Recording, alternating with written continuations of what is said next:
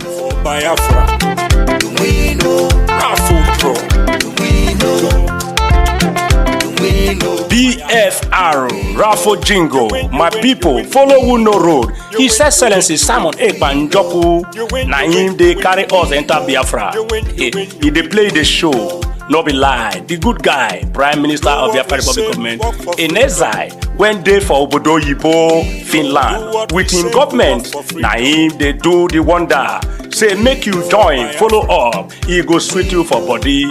Freedom today, better for you. And your picking them, I dey tell you, you can't still bring ogbonge raffle draw with big money when you go win. I dey tell you, no be lie. Starting from on the 29th of November, go reach December 3rd. Now this thing they happen 2024.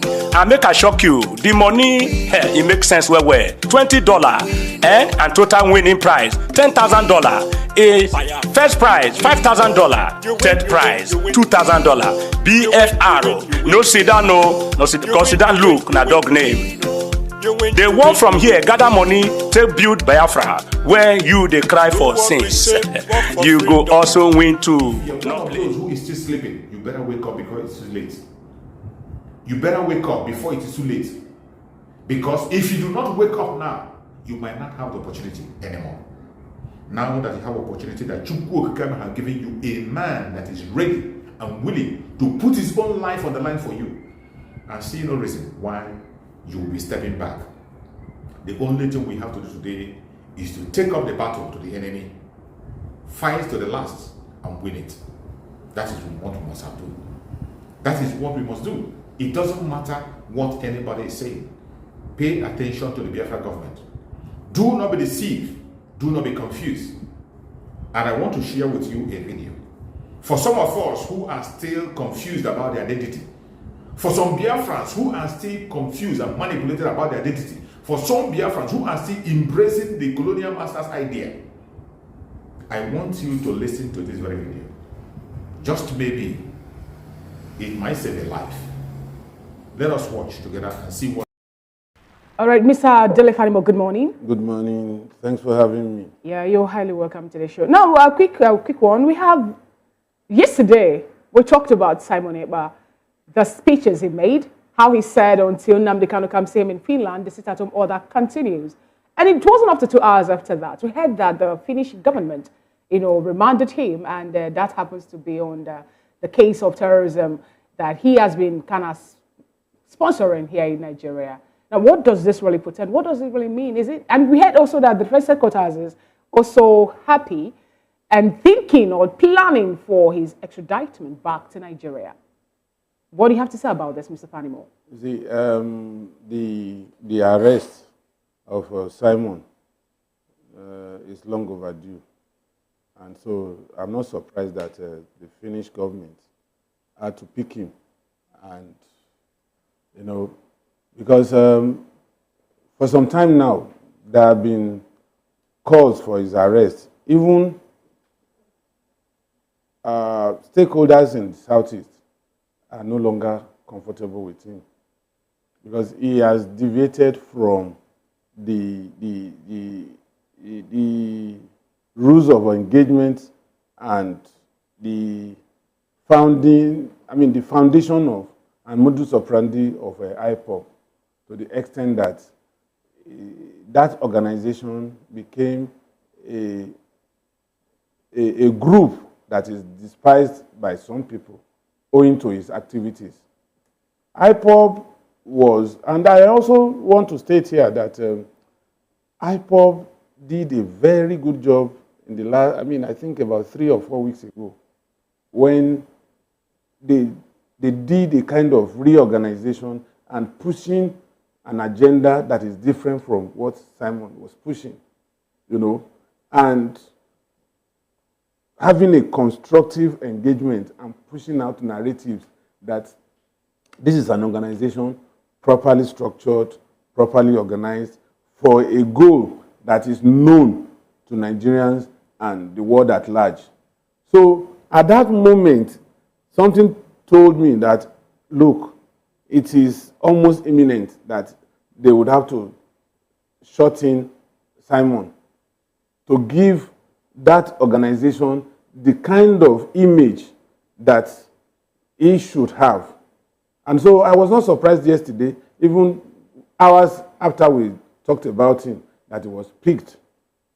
But that of the defense headquarters is just a probability. And I was even surprised that after the Finnish government picked him up was when DHQ now said they were thinking. So it was not even in their plan to even move for extradition. So that means upon his arrest yesterday, that was when it dawned on them that they should ask for using the Interpol. But they said something about his extradition when he first issued an invitation to Nigerian government to come attend the November 29 referendum or conference or summit he is planning to organize in Finland. You see, what I'm saying is, that statement, if you read through the statement, you see that there was no allusion to the fact that there was a plan that had been stepped up before his arrest. So it's like after his arrest, they are now moving for extradition. Okay. And which the Finnish government may not be favorably disposed to. All right. Okay. Sorry about that. I was trying to see if we can establish contact with Dixon Omodiale and Ajibola Ayola. Okay, how about Ajibola Ayola? Oh, unfortunately, we have a network problem there.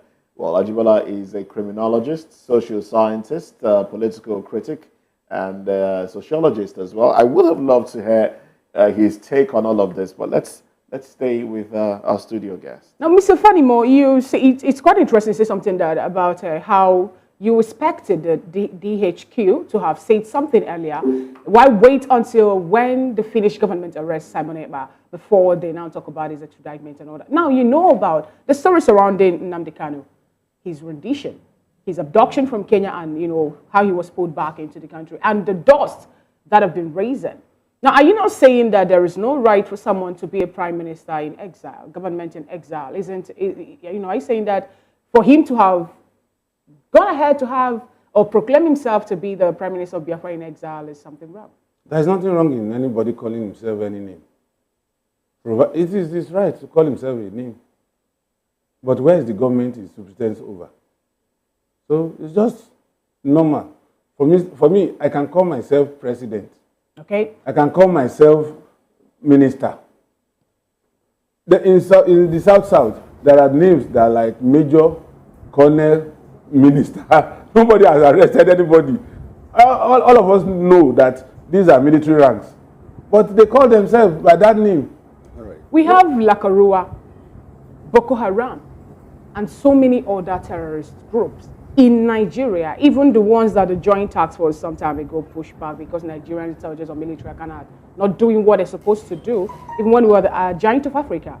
Now, why is it that the defense headquarters in general now cannot rein in those people whose activity is already known that they are perpetuating? They are causing havoc in Nigeria, even to the point that an individual is collecting tax in Benue State, 150 million from farmers and all that so they can move around. Why is it that they couldn't do anything in making sure that those terrorist groups are being capped? Why being happy over a single man, Simon Ekpa?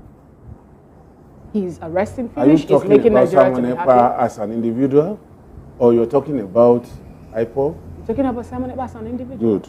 Simon Ekpa as an individual had made some statements that are insidious. The same statement that some other individuals in Nigeria have made, and they are moving freely.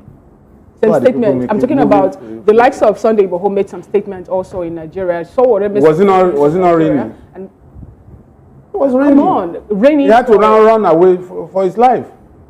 You see, let me tell you, even though Odua People's Congress, when Obasanjo was there as head of state, he dubbed them a terrorist organization. You see, when people agitate, when people come up with certain things that are not comfortable in government circle, they are not comfortable about, they want to label them. You understand? So it's not novel that a group is labeled as terrorist group. Obasanjo, as civilian president, is from Yoruba extraction, and he also named a group in Yoruba land as terrorist organization. At the point, they rounded up Ghanaian Adams, beaten up and almost killed.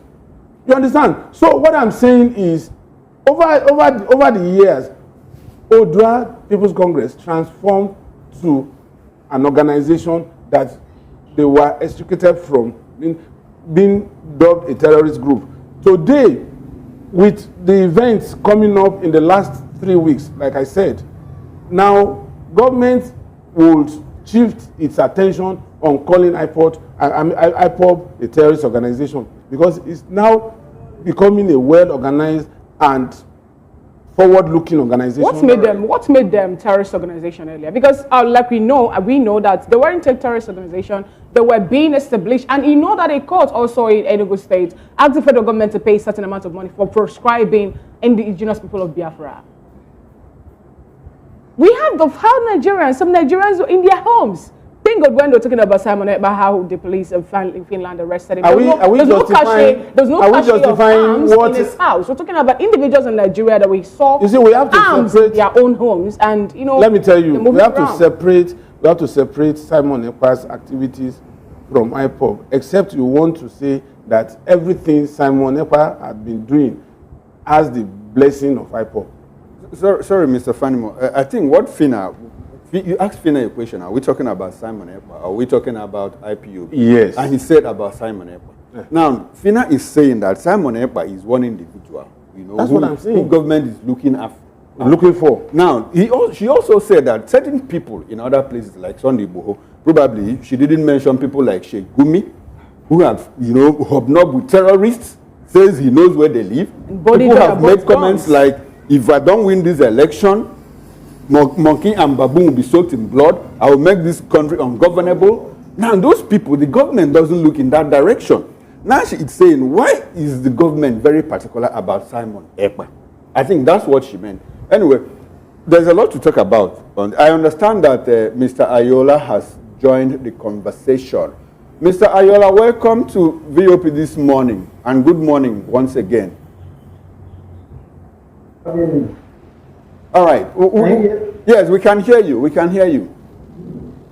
Good morning and thanks for joining us. Now, we're talking about the news that broke yesterday that Simon Ekpa has been arrested by the Finland government. And he's been detained.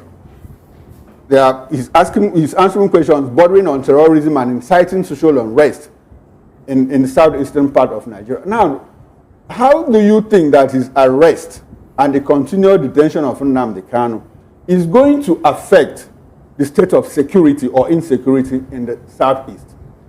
Again, the defense headquarters, the defense chief, that's Lieutenant General Christopher Musa, said that, look, that the plans are underway to bring him back to Nigeria to answer questions. Now, that's the normal process to extradite him. The same government, Nigerian government, the Nigerian state, rather than taking this route, illegally brought Nnamdi Kanu back to Nigeria. Is it that this track was not available? And why are they taking this track now? Why didn't they also rendition Simon Ekpa? And if they are taking this route, don't you think that the Nigerian state owes Nnamdi Kanu an apology after releasing him and paying him damages for incarcerating him, for kidnapping him, for bringing him back to Nigeria illegally? I'd like you to look at those separate questions and let us understand your take on them. Hello, Mr. Ayola, are you there? Well, we'd like for you to unmute your microphone so we can hear you. I'm here. Yes, we can hear you now. Go ahead. Did you hear my questions? I do. I hear all your questions. I hear. All right, sir, go ahead. Let me start first from, I don't want to bring in tribal discussion to this, but first, permit me to say, Olori Mamaje, head is always head. Nigerian government, apologies. No, Nigerian government, they are so one-sided. Yes, let me put that. I'm on air and I will be sincere with you. You see, the issue of Samuel Ekpa or no Ekpa, this issue has been lingering for very far long time ago, even before we are mature to this extent. I think we are or some of us are students of history, what has been the issue that led late Ojukwu? What are the quests? You know, what are the demands that led that man to what he was questioned for, that led to this Biafra 15? Give or take, we all know what play out. The same thing, this Wazirike rap, Wazirike, his own era too, before Imam led to this Nnamdi Kanu. So in a nutshell, this agitation will be coming up time. If Nigeria as a head fail to balance equation. Now they should extradite him back to Nigeria, this or that. Have you been able to ask yourself, what is the cause of this agitation? We want to go Biafra, we don't want to go Biafra, Arewa, Yoruba nation. You should ask yourself, this is not the first time in the whole world where people, okay now, like Wales, you understand, Scotland, all these people, this is not the, even in Barcelona, in Spain, Barcelona is trying, they want to break out of Spain. Do we have all this ups and downs? If you bring your house together, I don't think an average Nigerian want to face any issue of with this all these ups and downs. And I have to be sincere with you. Okay. So if they should bring Samuel Ekpa back to Nigeria, only if Nigeria and Finland have this extradition treaty, let them ask themselves first. And extradition process is not something of a day or 2 days or 3 days. So that Nigerian government don't distract us.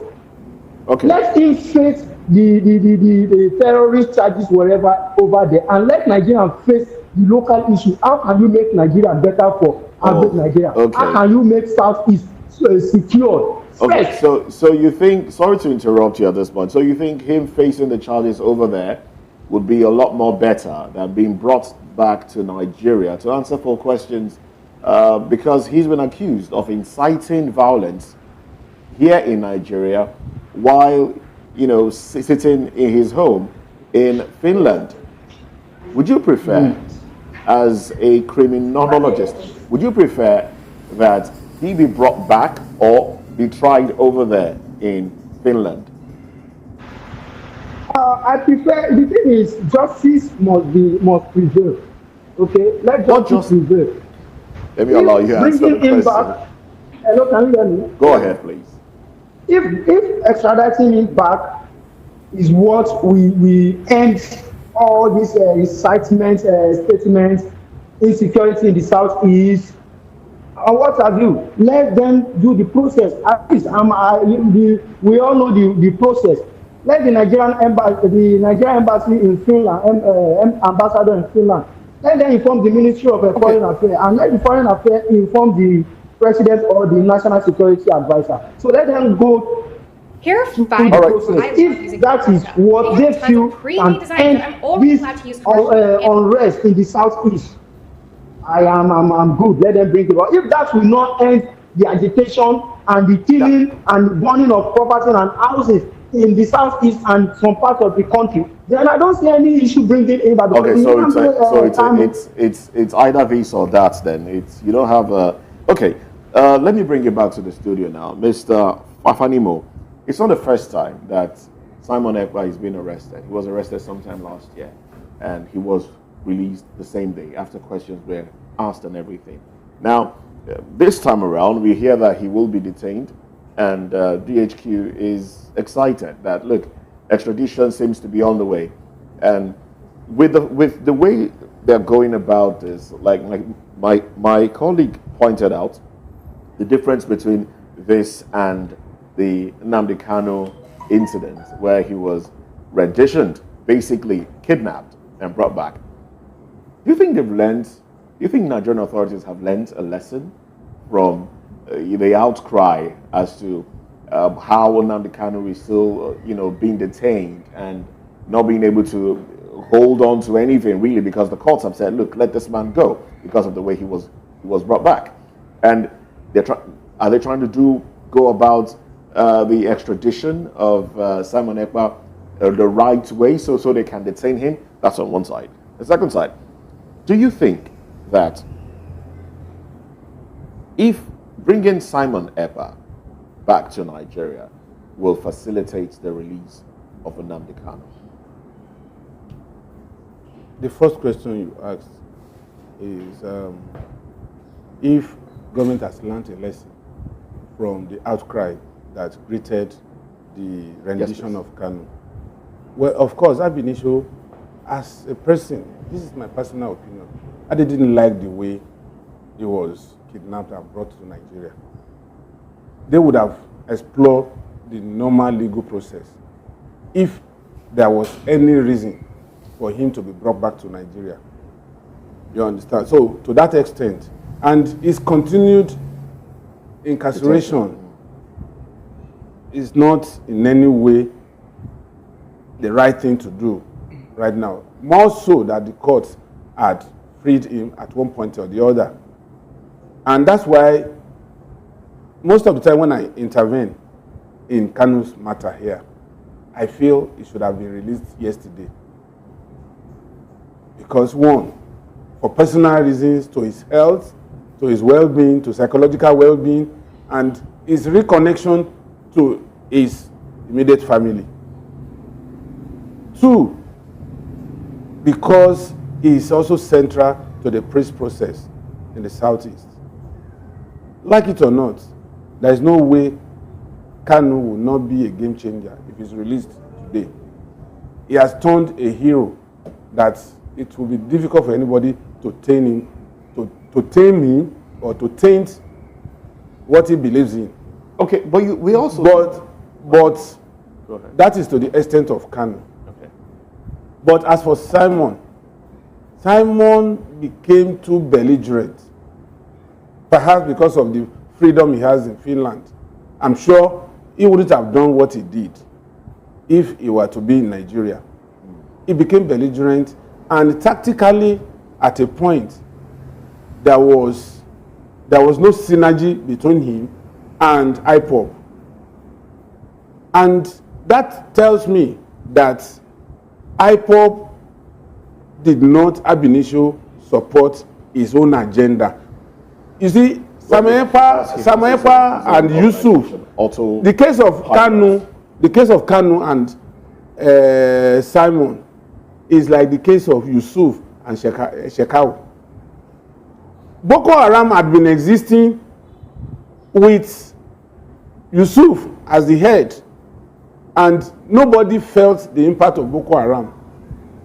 They were in that forest, not Sambisa, in Borno, in Maiduguri, because Borno State government gave them that parcel of land. Yusuf was part of government at a point when he had gathered enough people to his side. He resigned from government and went to join his people in that place, and they were managing them until Yusuf was arrested and he was killed in detention.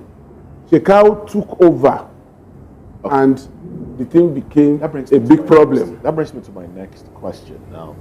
Do you think bringing or arresting or detaining Simon Ekpa will put a stop to the agitation? Will it in any way reduce or put a stop to the agitation in the Southeast? Now, before you respond to that, I would like us to also bear in mind that Simon Ekpa has his own, has those that are loyal to him. He has those that see eye to eye with his own ideologies and methods. Now let's watch a video of one who calls himself Minister of Communication, Biafra, Minister of Communication, in exile as well. One starts to wonder who sent them on exile. Are they just not? I've always told you that you can become anything. Oh well, let's take a listen, and maybe Chukwuma will help us interpret. At the end.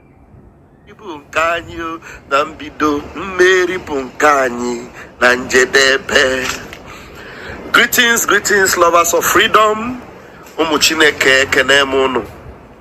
This should have been a live broadcast, but my device doesn't let me. I have to do a recording, and it is very, very important I do this.